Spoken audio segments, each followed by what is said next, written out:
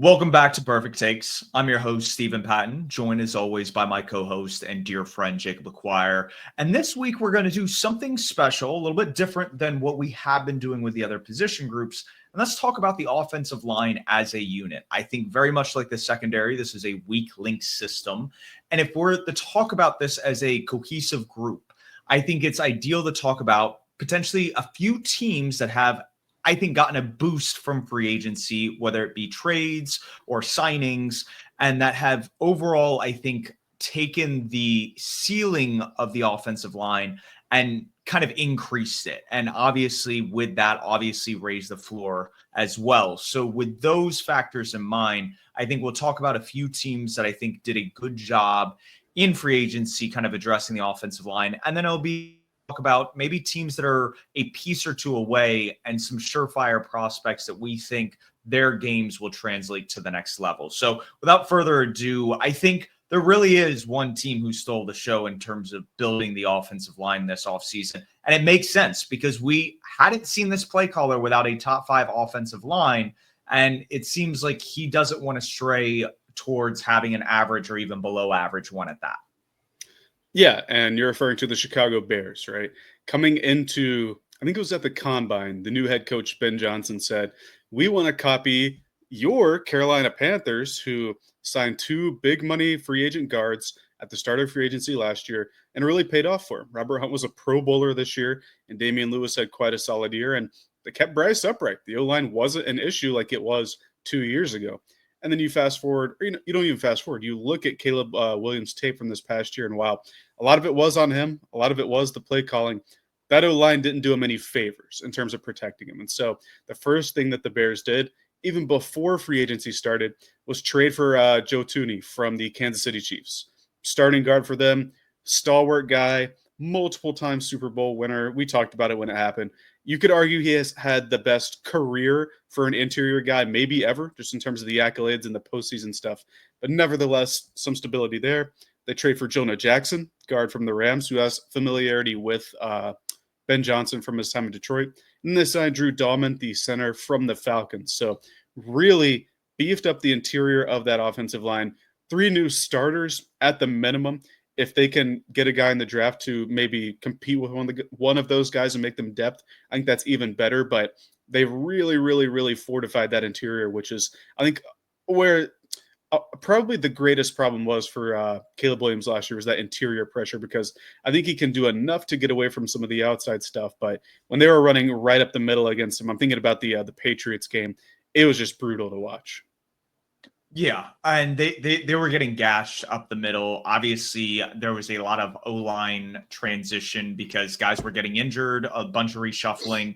Guys were playing all over the place, and there was no cohesiveness there. And so obviously you want to bring stability to the position. I think the only thing that's a little bit alarming from the Chicago Bears standpoint is, like, in last year's draft, they had 4 total picks, and they sent 2 day 3 picks to go acquire Joe Thuney and Jonah Jackson. And so you obviously are going to think of them as starters, but it's like, okay, is this only for a year or two? Like you said, at pick 10, are you considering maybe a Will Campbell or Armen Membo and one of those guys where it's like, okay, we can sit him behind and then let him be kind of the starter in a year or two when they come off the books and not feel rushed about a guy having to be a starter day one. So not saying that that's the direction for the Chicago Bears, but it is very interesting how they've taken that team building approach. And I think it does give them options at 10 rather than going, okay, we need to address the offensive line and we need to protect our quarterback. Very similar to how the Panthers approached it with Bryce Young just a year ago,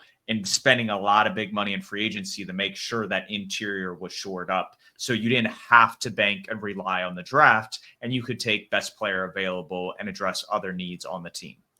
Well, I still think that Braxton Jones isn't a world beater at left tackle by any means. And if you really want to retool this line and do kind of what Ben Johnson's been used to, right? Athletic offensive linemen that can get across the field and block in their run schemes, I think you still could look at a Will Campbell or Armand Membu or Kelvin Banks or whomever at that 10th pick, because I think left tackle could use an upgrade. And I think Darnell Wright, well, I think he's been good enough. I'm not sure he's lived up to the top 10 billing that he was selected a couple years ago. I will say having Jonah Jackson presumably starting beside him should help that a ton, because you're only as good as the guy next to you on the offensive line, like you said, weak link system. But I don't think it signing these three people stops the Bears from saying, "Hey, let's maybe think about getting a heavy investment into the O line, just so it's protected for years to come," like you're saying, rather than for one. Because I think Jonah Jackson's only there for 1 year. Rather than just right now, let's protect Caleb Williams for 5 years or something like that. Absolutely. And finding those long term answers is going to be key in the draft, in free agency. But they obviously have an answer and they're turning around that unit in 1 year. And I think that's a testament to just kind of what they want to do on that side of the ball. Another team that I think had issues on the interior, but from a tackle standpoint, there really are no questions. They have 2 first-round picks at left and right tackle, bookends for probably the next decade for the Los Angeles Chargers. But they have questions on the interior. And so a lot of it resided on, okay, are you going to pick up a guard in free agency and move Zion Johnson into center? And it seems like with the retention of Bradley Bozeman and signing of Andre James from Las Vegas, that the center position is going to kind of be upgraded to an extent while having the floor of your starter from last year, which I think is a good place to be if you're a team that is building off of a playoff berth last year. And then at guards, you still have Zion Johnson and you pick up Mekhi Becton. So the fact that I think your interior offensive line now is really, really solid, and you can pick up another guy in the draft, maybe day 2, day 3, to develop behind some of these players. You feel really comfortable about the unit that you're trotting out on Sundays and how they're going to be able to protect not only Justin Herbert, but pave running lanes for running backs. And this is a deep running back class, and they can probably find their answer on day 2, day 3, and not feel rushed either in that department while addressing other team needs and concerns. For sure, right? Before we hopped on, we were talking about the Chargers O-line in particular, and in my mind, I thought they were horrible last year. Like, I'm thinking about Herbert dealing with pressure, the running game not working, and you had relayed that they were a top 15 O-line, and in my mind, I'm like, they can't be that. But we looked at some numbers, and they were, I think, 11th and 13th respectively in run blocking and pass blocking win rate. And to me, that's coming from the 2 tackles, right? Joe Alt had a phenomenal rookie season. I know there was the whole neighbors versus Alt thing, but I think they made there's no wrong choice there. Like, either way, it was going to work out for him. We know who Rashawn Slater is, but to me, it was about bringing competition into the middle there. If Andre James is better than Bozeman this year, great. If he's not, he's going to push Bozeman to be better. Becton should immediately be an upgrade over, I think it was Trey Pipkins, who was their right guard for a big portion of the year last year. And we saw what Jeff Stoutland was able to do with Becton on the Philadelphia Eagles, turned him into a really good contributing player. He paid that off in free agency. It's all about competition. Again, I don't think this stops them from going guard or interior like in round 2 or something, because I'm not super sold on Andre James, Bozeman, or even Becton being like a long-term guy, because if I'm correct, all 3 of those people have 1 to 2 year deals. So again, short-term, kind of like the Bears, they still have long-term needs, but upgrading the floor of their O-line was a huge, huge need for them. And I think they've done that so far. Absolutely. And I think when you do that, you're going to pave the way for really the skill position players they need to draft this year. And I understand Greg Roman's offense doesn't call for a lot of wide receivers, but you got to draft a couple more guys besides Ladd McConkey. And I think addressing these concerns in free agency means you can allocate those draft picks and resources to those positions that you're going to need at running back, wide receiver, potentially even tight end. So will be very interesting to see the build, but I like how they've addressed the trenches and really fortified that area. Another team, and this one, you could argue this is probably like when you talk about taking a team from being a really bad offensive line and at least getting average play out of it. I think the 2 guys that the Tennessee Titans pretty much signed allowed you to slot some of the guys back to their natural positions and really feel comfortable about your starting lineup. Obviously, Dan Moore slots in at your left tackle, allowing you to move your first-round pick in J.C. Latham over to right tackle. Your first-round pick from a couple years ago and Peter Skoronski, he's still your left guard. You signed David Cushenberry last year. He's still your center. And then at the right guard position, you have a 1-year kind of like stopgag fill in similar to, I want to say, like your Joe Tooney, Jonah Jackson that we talked about with the Chicago Bears. So obviously not your long-term fix. But again, this signals, I think, the Tennessee Titans want to potentially get a quarterback in this year's draft. Obviously didn't make a big move for anybody in free agency. So it does seem like they want to make sure that whoever is at quarterback is well protected moving forward. And it's good that we're recording today because last night, Monday night, Cam Ward had his pro day, the presumptive number one quarterback in this class, and the Titans were gushing over him. Head coach Brian Callahan was smiling and joking with Cam Ward while he was talking to him, and he's a pretty stern guy. You didn't really see him smiling this season when he was talking about Will Levis. So I think it might signal between that and all the O-line investments like you're talking about that this is a team we're going to see hold on to that number one pick and take a quarterback with that number one pick. Now, the O-line upgrades that you talked about, I'm glad you mentioned it. On the surface, Dan Moore is probably the 35th best tackle, not left tackle, tackle In in general, the yeah. league. Yeah.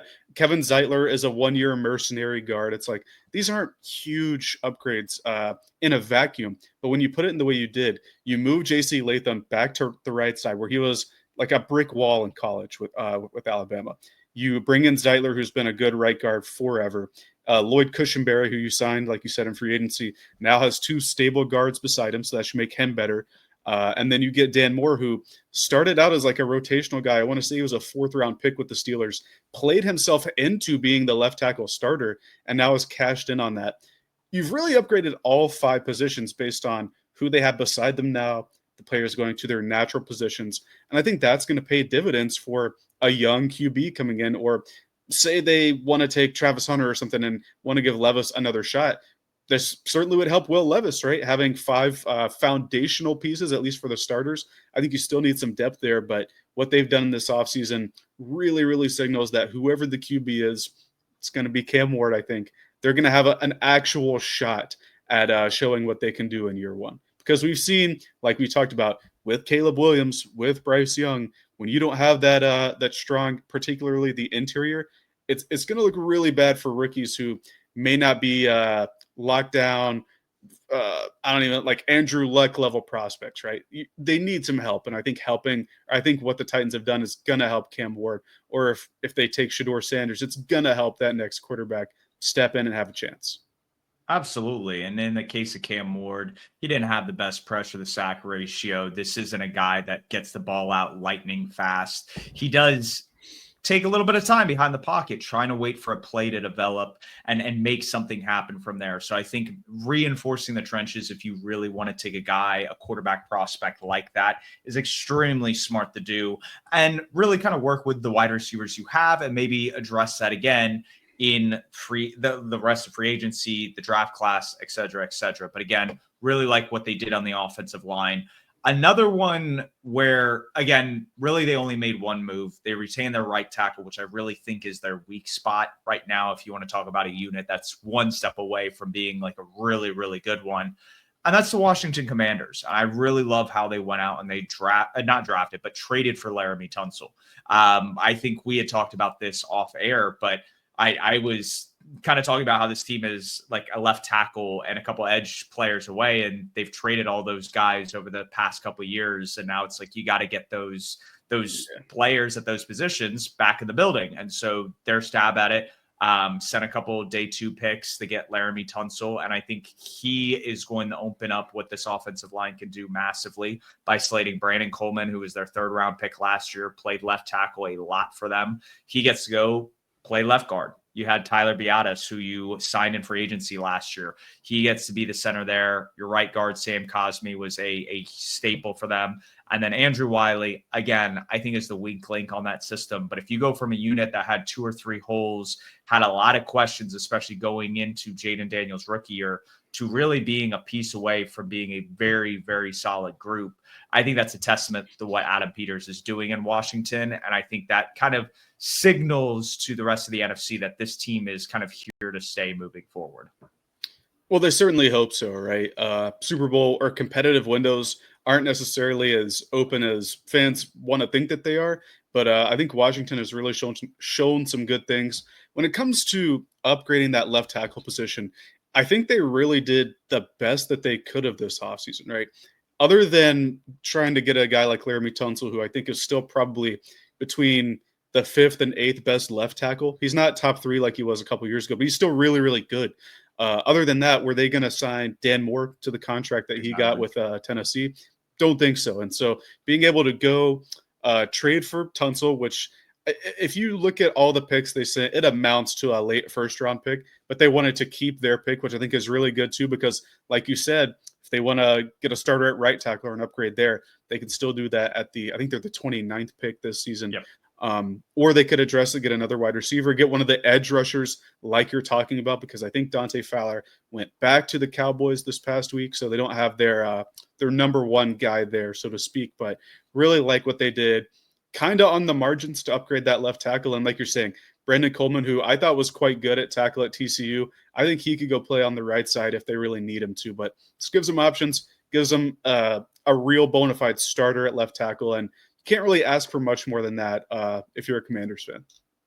No, you really can't. And this was the smart move. When you have a young rising star in this league, you want to protect him.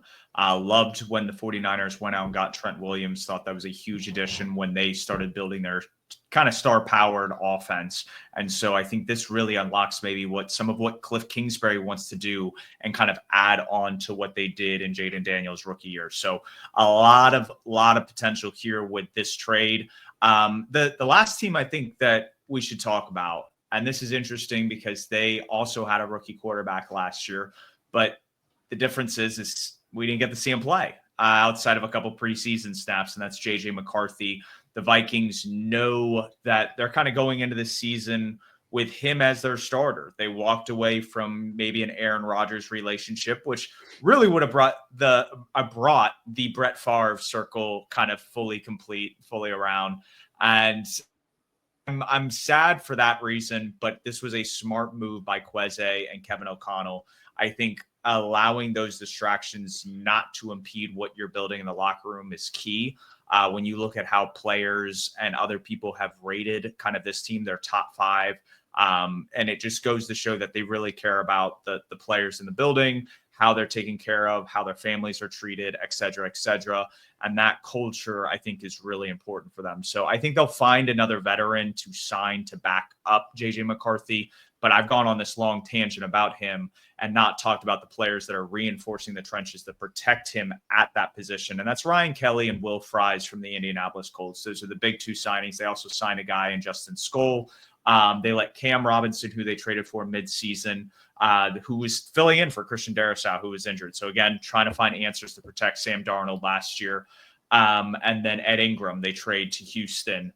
So you get a lot of, I would say, bad players out of the building. You replace them with really, really solid players. And at this point, I think you really seal off the interior, the issues that you had there. You have Darrisaw coming back from injury, and you have O'Neal at the right tackle. I think you feel comfortable about the group that's in front of JJ McCarthy as long as no one else gets hurt. Yeah, this kind of reminds me of the Chargers. And I'm not going to say that O'Neal is as good as Joe Watt was, even though O'Neal might be it's Brian O'Neal, right? Might be one of the most underrated tackles in the league because he's been quite good for his tenure in Minnesota. Like you said, Darrisaw coming back. The interior of that O-line was kind of unplayable last year between Ed Ingram, who can't believe it was the Texans traded for him, right? Like it wasn't a signing. I think they traded for him. That's a crazy one to me. Garrett Bradbury, who started his career out fine, not very good anymore. He's going to New England, I believe. And then I don't even remember who the other guard was at right guard. But the fact that they brought in two older guys who are experienced but have played alongside each other, bring at least a floor of average to an O-line that really was kind of masked by what Sam Darnold was able to do last year in terms of moving before he threw and kind of mitigating pressure. We don't really think about Sam Darnold as a guy who's able to do that, but he kind of cleaned up a lot of bad interior play last year for the Vikings, making it more stable for their, I guess, second-year quarterback, but it'll be his first year starting, is always a good thing to do. We talked about how the Bears did it. We talked about how the Titans are going to do it for their rookie. And just making everything as easy as possible for J.J. McCarthy, who we presume is going to be stepping into, we don't presume, we've seen Kevin O'Connell's system. We know it demands more passing out of the quarterback than McCarthy was used to in college because they had a very good power run game at Michigan. It's just going to be helpful for a guy stepping in, taking on the challenge of throwing 30-ish times a game instead of the, in some cases, less than 10 in McCarthy's final season at Michigan. If you recall that Penn State game, he had 9 passes, and they still won that game quite handily. So it's going to be a little bit different. But again, if you're a fan of this team with a young quarterback, you got to feel good about the additions there. I know this isn't a D-line episode too, but they reinforced their interior defensive line too. So it's clear that their general manager had a plan for this class, and it was to attack the trenches on both sides. That way they're going to be able to be kind of like the Bears, pick whatever they want in the draft because they too have limited draft capital from the trade ups that they had last year. Yeah, and to your point at the top of kind of your discussion on the Vikings offensive line, you really brought up the point where they were getting beat up on the interior. And it was on both sides of the ball, and you can't scheme that. You can't scheme size and just some of the bodies that you can put there because those are the guys that are moving the pile. And so you can't scheme really necessarily this guy being bigger than this person or this person being quicker than this person. And so I think this allows Kevin O'Connell and Brian Flores to now scheme with the talent they have, put the best of those guys on the field and really maximize their potential. So I think that's the direction for this group. And it was really kind of fixing the inside of both the offense and defensive line. My question for you is, now that the first wave of free agency is done, there's not really a ton of guys really available left on the market. You have a couple veterans like Tyron Smith, a few other older guys, or Jedrick Wills, who has an injury history we talked about a couple weeks ago, was the left tackle for the Browns. Is he somebody that a desperate, like offensive line needy team reaches out to? For me, and I think it starts at pick number 4, and this is where I want to talk about draft prospects now. I feel like the Patriots, based on signing Morgan Moses, getting Michael Owenahu back, having a couple pieces on the offensive line, I really feel like they're a left tackle away from going from the worst offensive line to slightly below average, which for a 1-year turnaround is pretty good. And for me, this is where I'm very curious. Do you think Will Campbell's the answer there? Do you think Membo out of Missouri is the answer there? Which tackle from the SEC is going to be the answer for them at 4 if they don't go Travis Hunter, Abdul Carter, or best player available? Well, I would preface this by saying I would lock in whichever Abdul Carter or Travis Hunter player is there. I think they're going to take. I don't think you can pass on that level of talent, so to speak. And I'm not sure I agree with them going from the worst to below average. I think they'd be like 25th or something, but I guess that falls into the slightly below average category. It's interesting, right? Because you brought up Membu with Mizzou. I think he played primarily on the right side. Will Campbell, left tackle. Kelvin Banks, another now SEC tackle, now that Texas and Oklahoma have joined. I think they could really use any of them. And if they are going to go by need, they still do have a need at left tackle. And Will Campbell, to me, sticks out as one of the most pro-ready players. I know he has the, first percentile arm length or something crazy like that. But that didn't stop him from going against some of the players that we look at the top of this draft, right? Jalen Walker and Mykel Williams are talked about as top 10 players every day by draft pundits. He went against him and shut him down. Shamar Stewart from Texas A&M and Nick Scorton shut him down. Like, this guy consistently played the best competition. That's the beauty of playing in the SEC, and showed why he should be a high pick at the top of the draft. And even if they don't think he's a long-term answer at left tackle, can always kick him in and he'll be an elite guard. But I think Will Campbell should play tackle in the NFL. It's a matter of where he's going to get taken. If he slides to like 14 or 15 or something, a team like, I think the Colts have 14, right? What if they're like, oh, we need to replace Will Fries, go play tackle, something like that. But to me, Will Campbell has shown enough to where he can be at least an average tackle in the league. We had this discussion when Rashawn Slater was being taken back in, I think that was the 2021 draft. Arm length, right? It was the Matt Rule soundbite. He's really good, but he doesn't pass the 32-inch arm threshold, so we would have taken him as a guard had we taken him. We didn't. We took J.C. Horn, who's cashed in on that. He's been a good player when he's been on the field. But I believe Slater was all-pro second team his rookie year, or either that or Pro Bowler. Been a really, really good left tackle for them. You got to look at the tape and see if it can hold up and translate, and I think Will Campbell's can. That's kind of the point I'm getting at.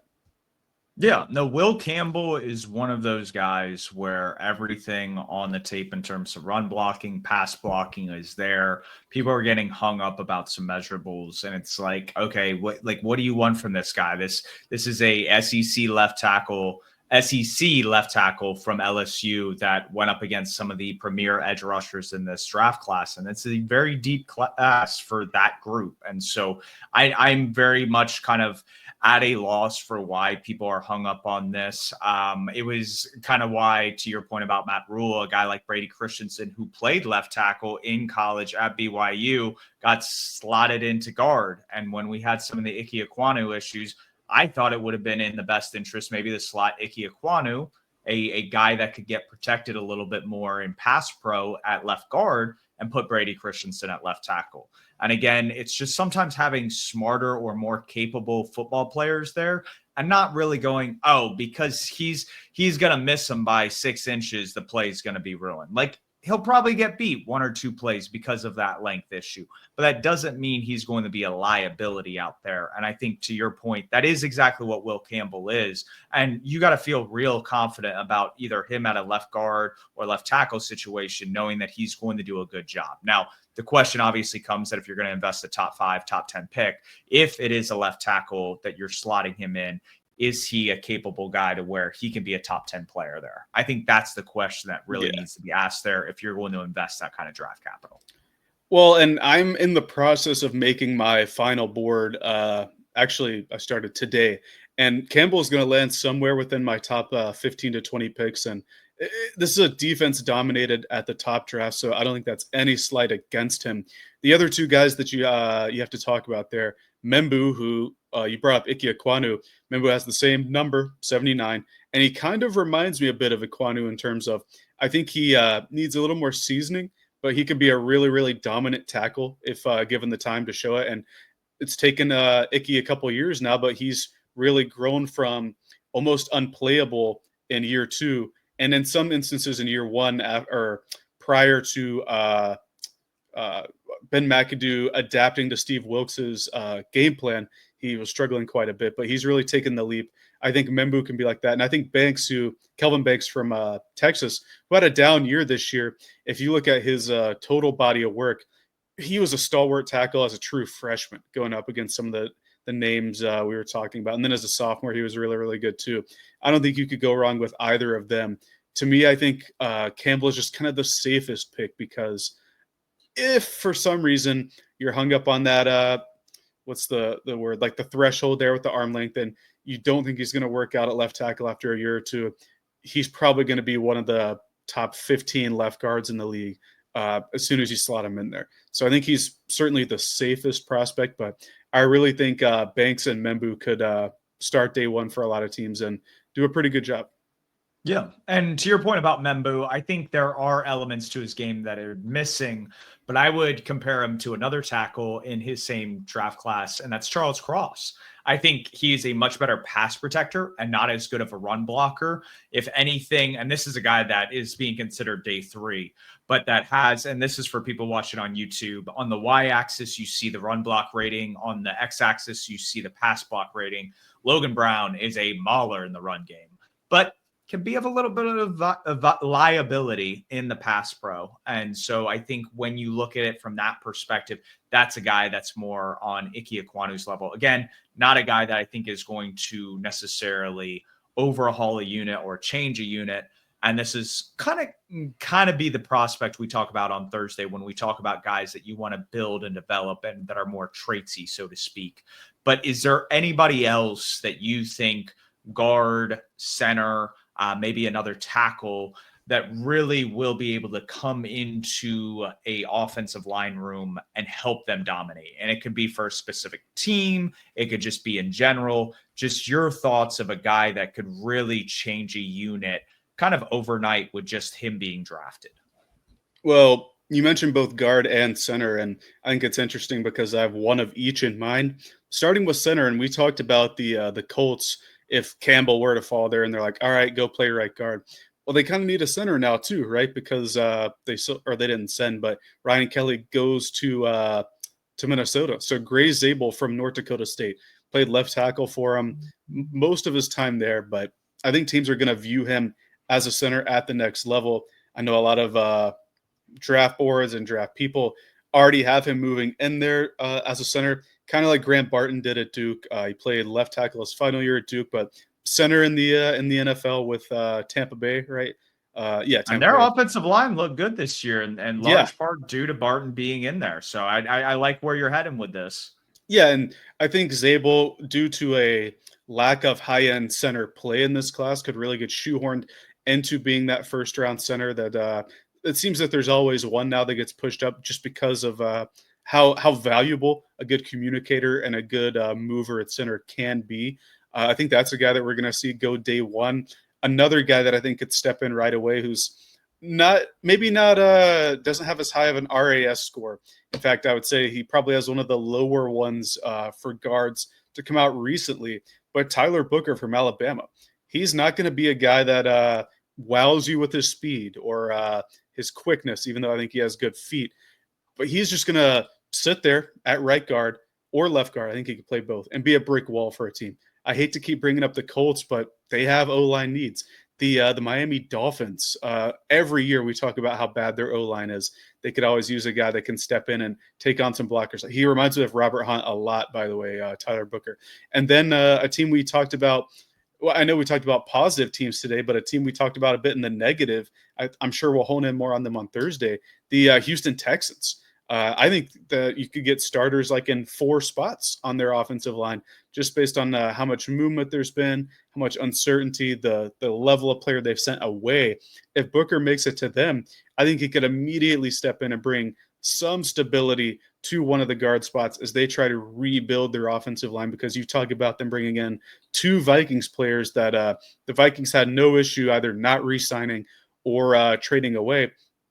They didn't want those players back. They brought in upgrades over one of them, and Darisaw came back obviously to be the starter at left tackle. But if you could get Booker, who I think has good bend and anchor for his size, to me, bend is like your ability to stay, like go side to side with a player and not get spun. Anchor is like your footwork, how you get in your stance, can't get driven super far back with your with a good anchor. Booker's that kind of guy, and so I think when it comes to any of the guards in this class, I'm not saying Will Campbell because I think he's going to be tackled at the next level, but I really think Booker is going to be a plug and play guard, and I think he should get taken day one. I'm a bit nebulous when it comes to like picks 22 and on, because there's so many players in this class that are kind of in that 20 to 40 range, but I think he should be a first rounder, and wouldn't surprise me if a team like Houston ends up taking him. Yeah, it would not be surprising with how they're kind of overhauling that entire unit this offseason. And we'll get more into them on Thursday when we talk about offensive line groups that have kind of regressed this year going into the draft. And so I think that's a great point for need, obviously. And exercise that I think we'll do as we approach close to the draft, and something to keep in mind for some of these teams, because I think you're absolutely right. After about like pick 18, maybe even like 20 in this year's draft, it's like, okay, who goes? And anyone can go in that first round. I think a lot of it's going to depend on where teams that are going to pick at the end of the second round or wherever their next pick may be, where it's like, okay, who are the players available then? And it's like, okay, then you have to decide, how are we going to pair these picks together? Do we address offensive line need and then go defense? Do we take, like you said, there's a lot of top end defensive players. Do we take that defensive player and then try to address some of these other needs? And so it'll be very interesting to see the strategies that kind of come out towards the draft and how teams want to approach building these units. But I like the guys that you brought up. Zabel out of North Dakota State. He's a guy that I think really can transform an interior of an offensive line. Booker out of Alabama. I think he's not as flexible for being a zone runner, if I remember the notes I had on him. Yeah. He is more like a gap runner. So there is like an element that he's probably not going to end up with a team Niners or the Dolphins, both of which need guards. Aaron Banks left San Francisco, and Miami lost Robert Jones to the Dallas Cowboys. So it's very interesting to see that some of these guard needy teams may not be looking at Tyler Booker, but he still may be a guard that goes to a team that is looking to build the interior of their O-line. For sure. And I think we're kind of getting toward the end of our episode today, but we're looking at these teams, and I know I harped on the Colts and the Texans and Dolphins a lot, but quite a few teams I think need one or maybe two pieces before they're closer to being average or above average. Like before they're a unit you feel good about, right? Like the Saints. I know that they've been dealing with O-line woes. I still don't know if Ryan Ramczyk is going to be back this upcoming season. If he would, or if he is back, that's huge for him. If not, that's even more questions. The Patriots we talked about, like they have a lot of turnover there. They brought in another one of the Vikings players that the Vikings were fine to let go. So that kind of lets you know the state that they are in. We talked about the Niners, Dolphins, Texans, the Bengals as well. It's another big one. How are they going to be able to build their O-line out, particularly the interior, now that they've allocated big money to the passing game between Burrow and the two receivers now? They're going to have to find cheaper options in the draft. I don't think they're going to be a team that's going to be able to spend big money on people like Dan Moore or like Robert Hunt, like the high value, or Aaron Banks this year, the high valued free agents. I don't think that's going to be in their wheelhouse because they have bigger fish to fry, like Trey Hendrickson and the people they extended now. So they're going to be a team that really needs to hone in and get probably an interior offensive lineman either day one or early day two. But that's kind of leading me toward my perfect take this weekend. I had a number in mind coming into the episode today, but the more I talked about it, the more I changed that number around. But we usually see quite a bit of offensive linemen go day one just because of how important the position is, right? All day we've talked about, or all episode we talked about how important it is for these young quarterbacks to have a stable, not just a stable O-line, but a stable interior, so they're not dealing with immediate pressure in their faces as they try to acclimate to the NFL game. So with that in mind, I think we are going to see a bit of an abnormality. I think we're going to see 6 or less offensive linemen off the board in day one. The 3 tackles that we talked about, Kelvin Banks and Kelvin Banks and Will Campbell, similar names there. I think they're all locks to go day one. But after that, it's like, are you going to take the Ohio State left tackle who had a pretty bad injury? I think he was trending to be a top 10, top 15 pick, but how are his medicals going to check out? And then are you going to take Tyler Booker, who is going to be a mountain of a man in a gap scheme, right? But he's not necessarily going to fit a lot of the zone Shanahan schemes that are taking over at least run games nowadays. And then Gray Zabel, our team's going to be able to find a use for him. Like, can they pinpoint where he's at his best? Who knows? But I think 6 is the number we're going to settle on for offensive linemen taken, 6 or less. But we're not going to see the 8 to 10 that we usually see. I agree with that. This isn't a super top heavy offensive line class, and that's a good way to sum it up, that it's going to be a little bit less in the first round than we're typically used to seeing. To the point about the first round, and I already brought this team up earlier, but I think a lot of what they've done in free agency setting up for the draft is going with that combo pick that we talked about earlier. And I think it was very prevalent with how the Patriots addressed the draft last year. They took their quarterback in round 1, try to get him a couple receivers on day 2. I think what they're going to do is take that premium left tackle, because if you're going to wait till the top of day 2 to maybe take a tackle, really help reinforce the trenches, maybe a guy like Josh Simmons falls to you, but otherwise you're looking at some of these more project players instead of a guy that you can really trust at left tackle, left guard. And so I think in this case, the New England Patriots, to try to stabilize that offensive line in front of Drake May, takes a offensive tackle at pick 4. I personally, like I said a couple weeks back, don't think 2 quarterbacks are going to go in the top 3. I think it's really just going to be Cam Ward, which means Abdul Carter, Travis Hunter. Those are the next 2 guys off the board. Best players, I think, in this draft class. When we shake up the boards, those are typically those 2 guys there, which then I think leaves the Patriots going best player available at a position of need. And that's either Will Campbell or Membo, basing on their grades. I think if anything, Membo might be a guy we go a little bit later to a team that passes a little bit more. I think Will Campbell fits that nastiness of the pass running game or passing running game combo that we might see from Mike Vrabel, where it's a more balanced approach rather than leaning into Drake May's arm and him as their quarterback. Yeah, you got to protect your franchise guy, right? He showed what he could do last year, Drake May, that is, and I think And the take foolish. before we forget, I completely that they are taking a tackle. Patriots are taking a tackle at 4. It will be the first tackle first offensive lineman off the board will come at 4. But yes, continue. I'm so sorry. No, I think you're onto something here, right? You got to protect your guys. We've said it over and over. The Panthers did it with Bryce after the first offseason. The Bears are attempting to do it with Caleb Williams. The Vikings are attempting to do it with J.J. McCarthy. So based on what the Patriots haven't done in free agency so far, it would lead you to believe that left tackle and really the whole left side of the O-line is a priority.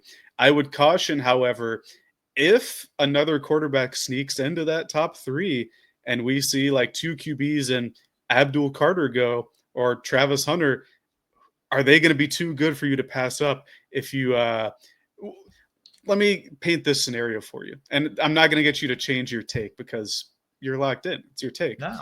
What if we see it go Cam Ward at 1, Abdul Carter at 2, and then the Giants take Shador Sanders? And so the Patriots are left with Travis Hunter and an O-lineman. Could we see them going, you know what? Travis Hunter is undeniably the best prospect in this class. Let's take him and think about it later. And then don't leave the war room. You stay in there, and then a guy like, let's say Kelvin Banks is sliding into the 20s. Why don't we call Nick Caserio, our old friend, or something, and be like, hey, you want multiple seconds to move up from, I think they're picking 34 to 25, and we'll take Kelvin Banks, or we'll take an O-line later and get the best guy now. I think that's kind of a scenario that we have to monitor. I think we do need a monitor. My meditation with that is the Patriots have to have a vision for what Travis Hunter is going to be. If they're not exactly sold on him being a cornerback wide receiver, I think if he's a cornerback, then why did you sign Carlton Davis to that big money? And he could potentially be a flop. We've seen big money get handed out to Asian cornerbacks and they fall flat on their face. So maybe that's an insurance policy to pair with Christian Gonzalez. But then it's like, okay, we're going to have him as a wide receiver. And maybe he is a star there. Maybe that's the guy that you want Drake May throwing bombs to. We talked about it a couple days ago, that you think Travis Hunter is going to be a wide receiver. So I think if that's the vision, I think you can absolutely take him at 4. If they're uncertain about what they're doing with Travis Hunter, I think you have to go offensive tackle, because I think there's no question about what you're getting with a Will Campbell. It's a matter of, are we having him closer to the ball or a little bit further out in terms of alignment? That's my only hesitation with that.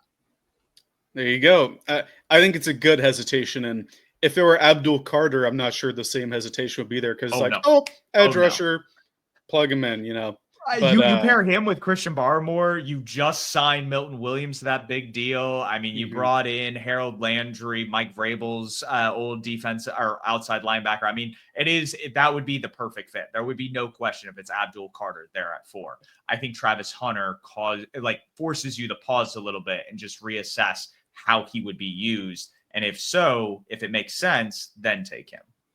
Fair enough. By the end of by the time we get to the draft, I'm going to try to rationalize Travis Hunter all the way down to pick 8 so the Panthers can take him. But I like what we talked about today. Like you mentioned on Thursday, we'll talk about some of the O-lines that are trending downward, and maybe they take an O-line person that needs a little bit of seasoning, but can be a superstar for them and be the centerpiece of their O-line at the next level. But until then, be sure to follow us on Twitter, YouTube, Apple, Spotify, wherever you get your content. We will be back Thursday, and keep on it.